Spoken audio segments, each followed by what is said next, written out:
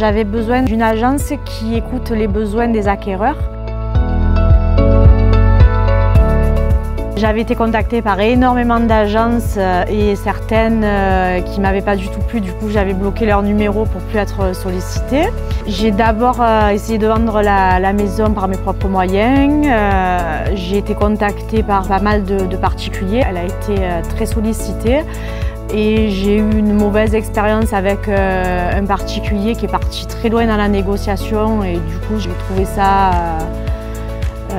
déplacé et c'est là que j'ai rencontré Laurie. On a discuté, j'ai bien aimé la manière dont elle a abordé mes projets, les questions. La confiance a été instaurée dès le départ. Pourquoi j'ai décidé de passer par une agence? Parce que l'organisation des visites était trop contraignante et puis les négociations étaient un peu intrusive, on va dire. J'ai décidé de faire appel à mon office immobilier parce que j'avais besoin d'une agence qui écoute les besoins des acquéreurs.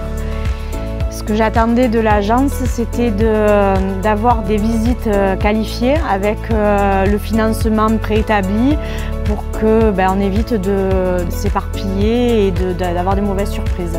On a commencé à se rencontrer sur un projet de maison à diviser. Du coup, on s'est donné rendez-vous chez moi pour qu'elle puisse visualiser ma maison. Donc la vente s'est faite très rapidement, dans la semaine d'ailleurs, au bout de 3 visites.